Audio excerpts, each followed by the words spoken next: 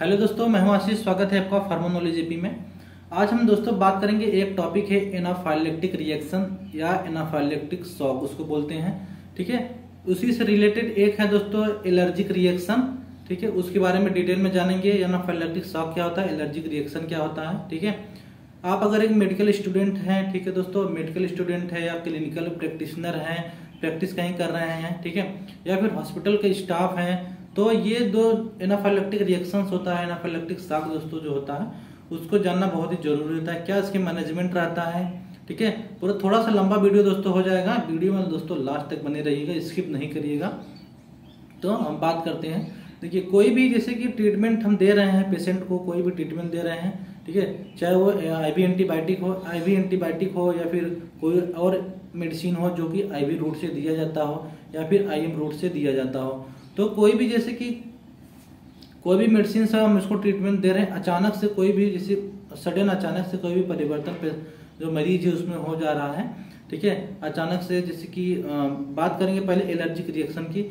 Allergic reaction में क्या होता है, जैसे कोई पेशेंट है उसको हम इंजेक्शन लगा दिए हैं। इंजेक्शन लगाने से क्या होता है, उसको अगर ईचिंग वगैरह होने लगती है तो उसको ये पता चलता है कि रिएक्शन कर रहा है। तो उस टाइम हम क्या करते हैं, जो स्टेरॉयडल मेडिसिन होती हैं, ठीक है, हाइड्रोकार्ड, डेक्सोना, एविल वगैरह, ये लगा के कंट्रोल कर लेते हैं, पेशेंट ठीक हो जाता है। लेकिन उसी का जो दूसरा रूप है एनाफाइलेक्टिक शॉक, ठीक है, वही जो रिएक्शन है वो और उच्च लेवल पे हो जाए, ठीक है, उसको बोलते हैं एनाफाइलेक्टिक शॉक, एनाफाइलेक्टिक रिएक्शन बोलते हैं उसको। ठीक है, एनाफाइलेक्टिक रिएक्शन या शॉक में क्या होता है उसके बारे में हम डिटेल में जानते हैं। ठीक है, उसके जो सिम्टम है एनाफाइलेक्टिक शॉक का दोस्तों, अचानक से विदिन 5 मिनट में दोस्तों पेशेंट की डेथ हो जाती है।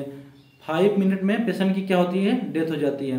अगर जैसे कि आप क्लिनिकल प्रैक्टिशनर हैं, क्लिनिक वगैरह है, अगर आप किसी को मेडिसिन दिए, ठीक है, आईवी रूट से, अचानक से उसमें चेंजेस होना, सांस फूलने लगी, अचानक से घबराने लगा पेशेंट, ठीक है, हाथ पैर मारने लगा, ठीक है, जो उस टाइम का कंडीशंस रहता है बहुत ही क्रिटिकल कंडीशन रहता है दोस्तों।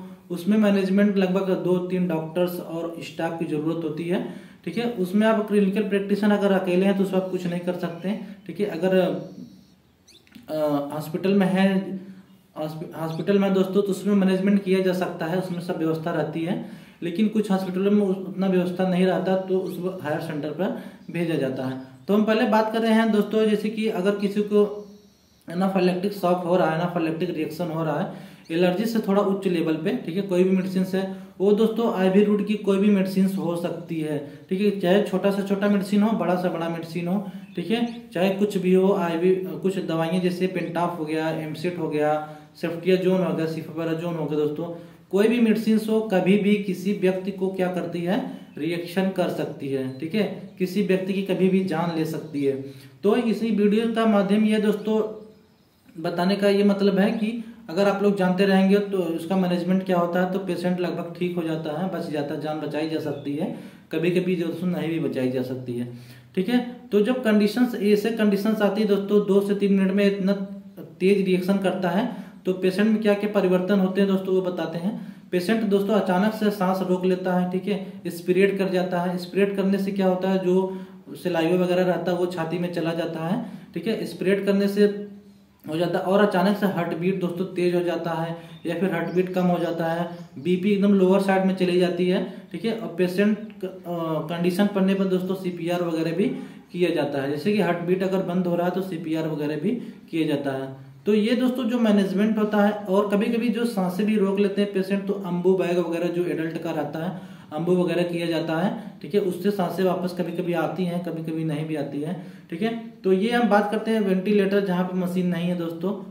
ठीक है, वेंटिलेटर मशीन दोस्तों सभी हॉस्पिटल में उपस्थित नहीं रहता, किसी बड़े बड़े हॉस्पिटल में रहता है, लेकिन बहुत से हॉस्पिटल है जो छोटे मोटे लेवल पे चला रहे हैं सब लोग, तो वहाँ पर जो वेंटिलेटर मशीन होती है, जो सांस देने वाली जो मशीन होती है दोस्तों, अवेलेबल नहीं रहते हैं। ठीक है, तो उसमें क्या करना रहता है, तो जैसे कि मान लो जहाँ पर वेंटिलेटर की सुविधा नहीं है वहाँ पर हम क्या करते हैं, एनाफाइलेक्टिक शॉक से बचने, जो जैसे कि हो गया, मान लीजिए एनाफाइलेक्टिक शॉक हो गया, आपको लग रहा है, तो उसमें जो मैनेजमेंट होता है दोस्तों बहुत ही तगड़ा होना चाहिए। स्टाफ जो ट्रेंड होने चाहिए, डॉक्टर्स ट्रेंड होने चाहिए।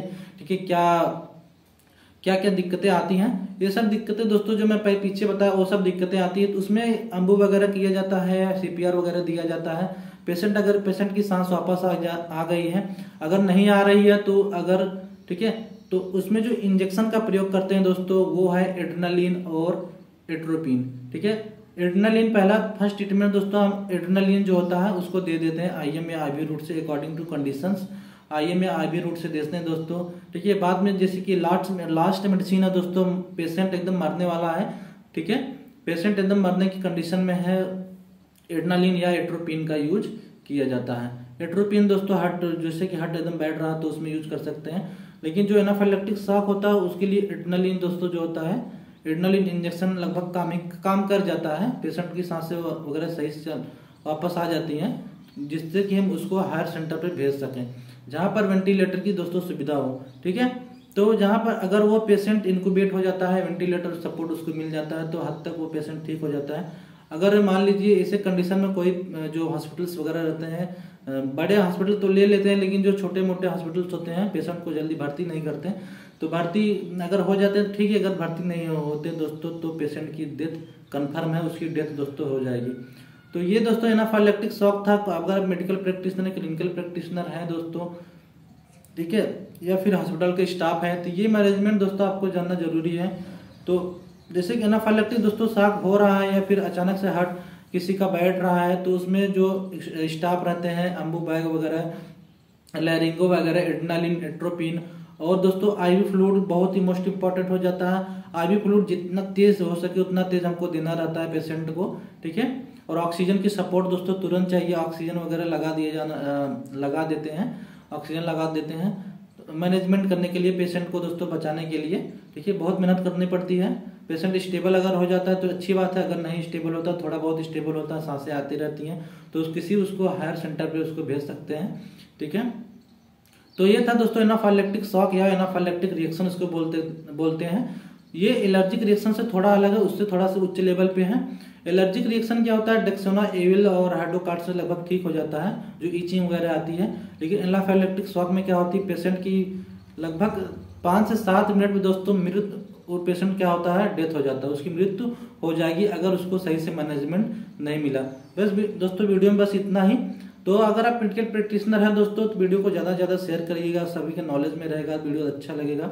ठीक है, वीडियो पूरा देखने के लिए दोस्तों धन्यवाद। मिलते हैं दोस्तों नेक्स्ट वीडियो में। अगर वीडियो दोस्तों समझ में आया होगा, अच्छा लगा होगा, तो आप इसको अपने दोस्तों को दोस्तों शेयर जरूर करिएगा।